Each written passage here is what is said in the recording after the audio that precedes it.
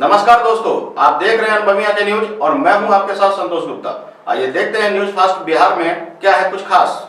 जय हिंद दोस्तों, आप देख रहे हैं अनुभवी आंखें न्यूज और मैं हूं आपके साथ संतोष गुप्ता। आज 6 जून है। 6 जून है इसलिए एक ऐसी हादसा याद आ गई जिसे शेयर करना खासकर कोसी सीमांचल के लोगों के लिए मैंने जरूरी समझा। आपको बता दें कि आज 6 जून है और कोसी सीमांचल के लोग कम से कम आज के दिन शायद ही कभी भूल पाएंगे। कहीं अनसुलझी में आज हम उस कहानी को लेकर आ रहे हैं, उस सच्ची घटना को लेकर आ रहे हैं जिसके साक्षात गवाह मैं भी था।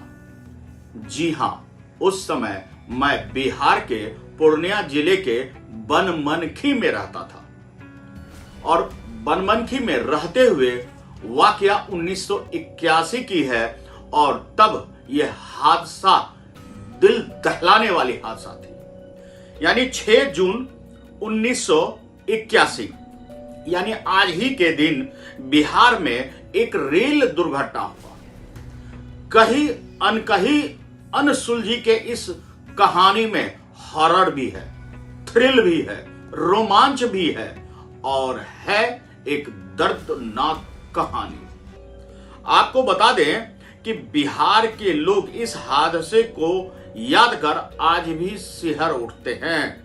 कहा जाता है कि देश के सबसे बड़े रेल हादसे में लगभग 800 से 1000 जाने गई, लेकिन इसकी सरकारी पुष्टि नहीं है। आपको पहले बता दें, आपको बता दें कि 6 जून 1981 को वह काला दिन 6 जून 1981 को बारिश का मौसम था। दोपहर 3 बजे 416 डाउन 9 डिब्बों वाली पैसेंजर ट्रेन बिहार के मानसी स्टेशन से सहरसा के लिए खुल चुकी थी। ट्रेन धीरे धीरे एक ऐसी जगह पहुंची जहां के बाद वह घटना दर्दनाक हो गया। इकलौती ट्रेन थी, बारिश का मौसम था, हवाएं तेज चल रही थी और इसमें लोगों को लगा कि यह आखिरी इकलौती ट्रेन है, अगर इसे नहीं पकड़ पाए तो हम अपने घर नहीं लौट पाएंगे। यही वजह थी कि उस ट्रेन पर जरूरत से अधिक भीड़ था।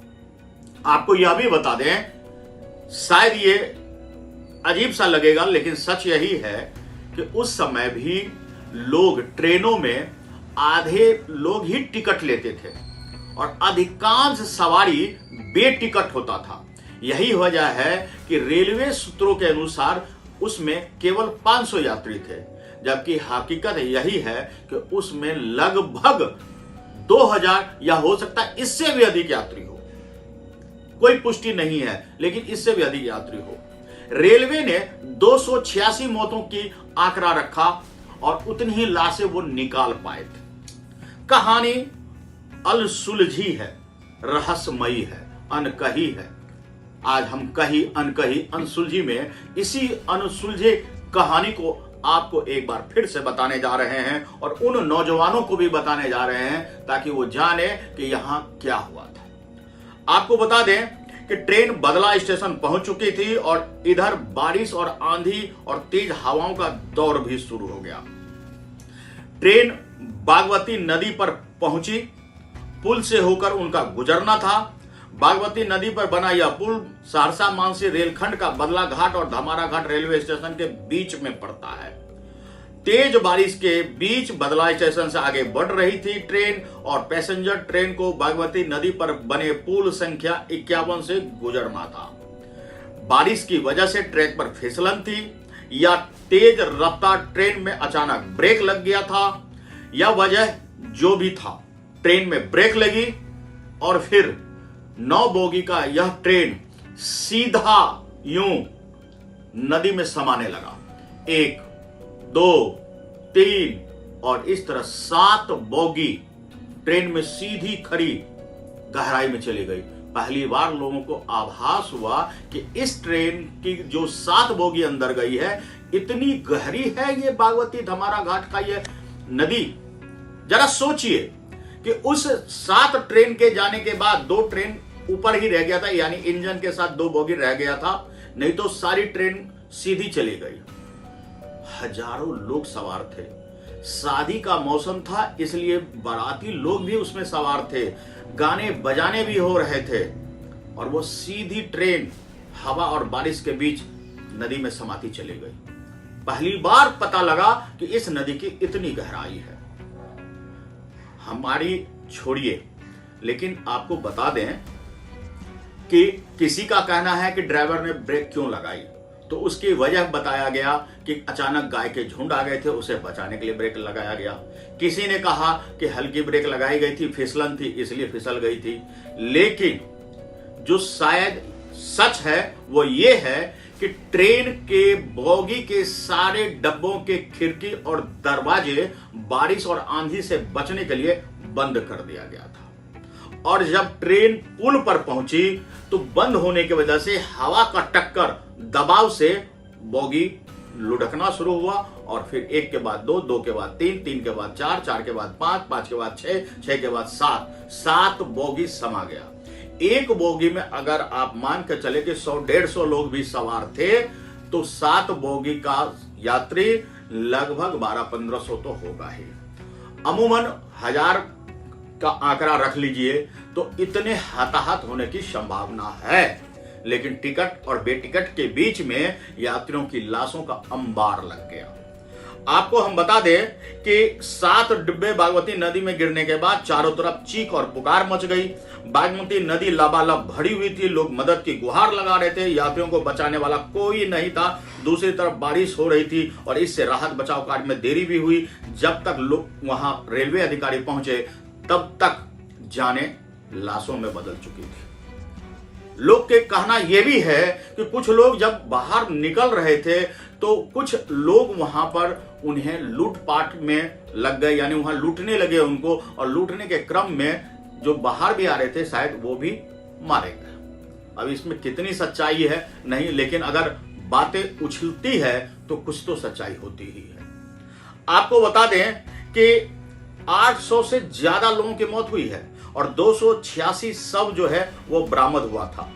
आंकड़ों की माने तो उसमें 1000 लगभग। तूफान शांत हुई, अधिकारी पहुंचे, वहां बचाव कार्य आरंभ हुआ, और बचाव कार्य के साथ साथ लाशों को निकालना आरंभ हुआ। लाशें इतनी थी कि निकाले नहीं निकल रहे थे। दिल्ली से भी गोताखोर बुलाए गए, वहां गए।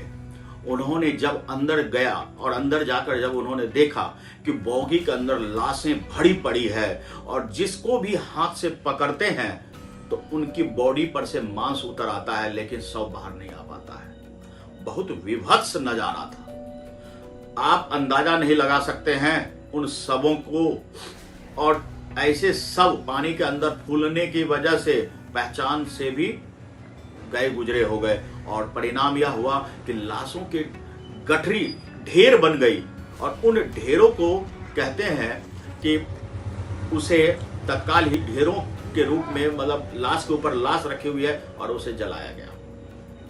आपको बता दें कि सब निकालने का क्रम 1 महीने तक चलता रहा। अंदाजा लगाइए इसकी भयावहता, इसकी विभत्सता का, कि कितना बड़ा यह दुर्घटना था कि 1 महीने तक रेस्क्यू ऑपरेशन चलता रहा।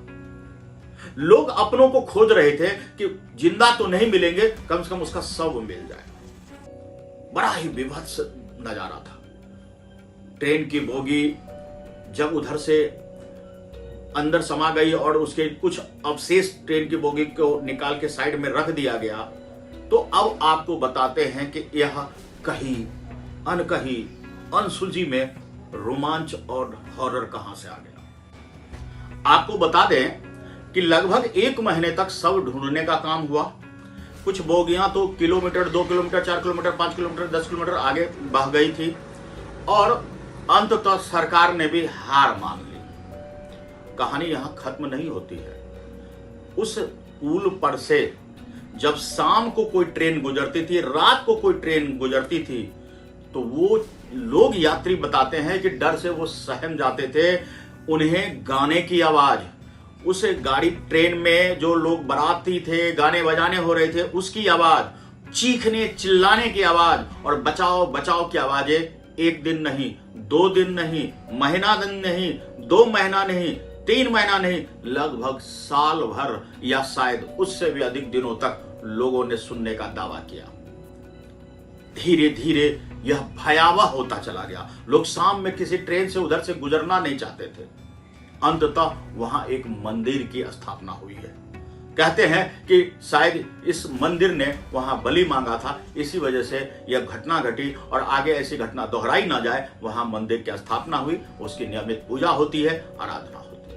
कहीं अनकहीं अनसुलझी में यह इसी घटना एक बार फिर आपको याद दिलाती है 6 जून की वजह से कि ऐसी घटना कभी ना दोहराई जाए, कभी नहीं दोहराई जाए। यह बेहद विभत्स था। शवों का जिस तरह से मिलना, फिर उसका दाह संस्कार, केवल 286 शव मिले, हजारों शव, जी हां, उसमें होंगे बेटिकट यात्री बहुत थे, परिवार का परिवार खत्म हो गया इसमें। तो यह है कहीं अनकहीं सुलझी की यह बेहद रहस्यमयी अनसुलझी कहानी। 6 जून आप नहीं भूल सकते और खासकर कोसी सीमांचल के लोग नहीं भूल सकते। जय हिंद, जय भारत। तो आज के लिए इतना ही। हमारे साथ बने रहिए और देखते रहिए अनुभवी आंखें न्यूज और पढ़ते रहिए अनुभवी आंखें अखबार। सोशल साइट्स, ऑनलाइन चैनल पे जाकर आप हमारे चैनल्स को देख सकते हैं, लाइक और सब्सक्राइब भी कर दीजिए। दोस्तों, आप हमसे जुड़ने के लिए अपना पासपोर्ट साइज फोटो और एक आधार कार्ड की फोटोकॉपी हमें भेज दें और हमसे जुड़ें। हमारे से जुड़ने के लिए इस नंबर पे आप हमसे बात कीजिए। हमारा नंबर है 8826227802।